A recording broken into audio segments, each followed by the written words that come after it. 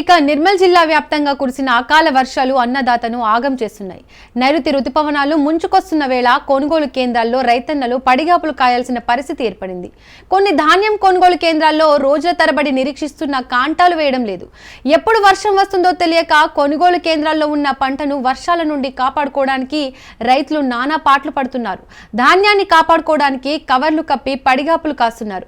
ఇప్పటికైనా సంబంధిత అధికారులు త్వరగా తూకాలు వేసి తమను ఆదుకోవాలని రైతులు డిమాండ్ చేస్తున్నారు. ఇక ఇదే అంశానికి సంబంధించి మరింత సమాచారం మా ప్రతినిధి శ్రీనివాస్ అందిస్తారు.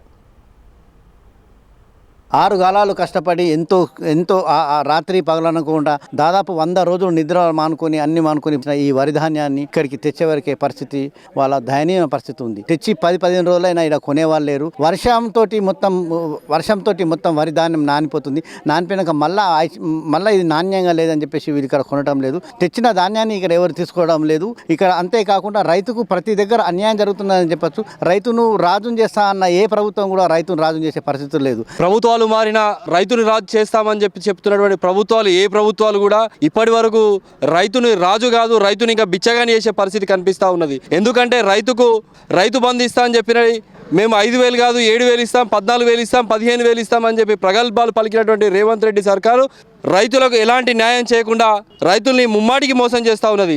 ఏదైతే రైతు బంధు పేరుతో డబ్బులు ఇస్తా అని చెప్పి మోసం చేయడమే కాకుండా రైతు కొనుగోలు కేంద్రాల వద్ద కూడా ఎక్కడికక్కడ మనం చూస్తూ ఉన్నాం. కొనుగోలు కేంద్రాల వద్ద వడ్లు అలాగే ఉంటున్నాయి. ఎందుకు కొనడం లేదు అంటే వారి యొక్క జేబులు నింపుకోవడం కోసం వర్షాలు పడితే రైతులు కట్ చేస్తే కూడా మేము ఏమనము, మా వడ్లు కట్ అయినా పర్లేదు వడ్లు అమ్ముడు పోవాలని చెప్పి ఈ అధికారులకు చెప్తే అప్పుడు మా జేబులు నింపుకోవచ్చు అని చెప్పి ఇక్కడ ఉన్నటువంటి అధికారులు ఎవరైతే ఉన్నారో వాళ్ళ జేబులు నింపుకోవడం కోసం, వారి పబ్బం గడుపుకోవడం కోసం ఇక్కడ ఉన్నటువంటి వడ్లు కొనుగోలు కేంద్రాల వద్ద వడ్లు కొనుగోలు చేయకుండా ఈ కట్టింగ్ల పేరుతో రైతులు మోసం చేయడం జరుగుతూ ఉన్నది. ఇక్కడైనా కళ్ళు తెరుచుకొని అధికారులు కావచ్చు, రాష్ట్ర ప్రభుత్వం కావచ్చు, వెంటనే కళ్ళు తెరుచుకొని కొనుగోలు కేంద్రాల వద్ద ఉన్నటువంటి వడ్లన్నీ కూడా తక్షణమే కొనుగోలు చేయాలని చెప్పి, లేబర్ని పెంచాలని చెప్పి, లారీల్ని పెంచాలని చెప్పి మేము డిమాండ్ చేయడం జరుగుతూ ఉన్నది. 20 రోజులు అవుతున్నాయి. ఇప్పటిదాకా ఎవరు పట్టించుకునే వారు లేరు. ఇటువంటి వర్షాలు మాకు ఇప్పుడు 2-3 తగిలినాయి.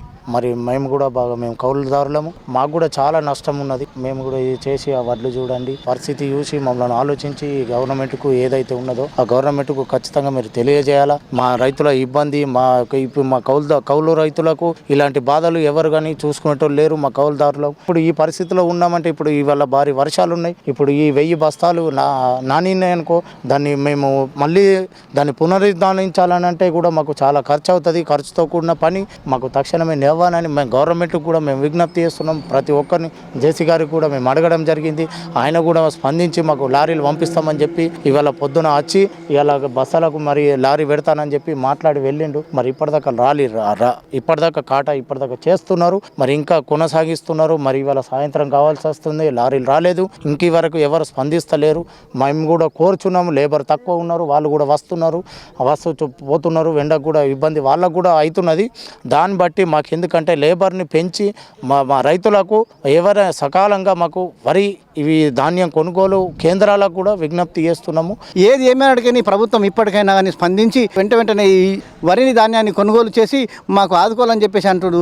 తర్వాత ఇప్పుడు వర్షాకాలం స్టార్ట్ అయ్యి మొదలవుతుంటే ఆ పంటకు కూడా మాకు ప్రాబ్లం అవుతుంది. సో ఇక్కడ వెంటనే మా వరి ధాన్యాన్ని తీసుకొని మాకు న్యాయం చేయాలని, మా బాధను అర్థం చేసుకోవాలని ప్రభుత్వానికి అయితే ఇక్కడ నుంచి ప్రభుత్వాన్ని అయితే వీళ్ళు వేడుకుంటున్నారు.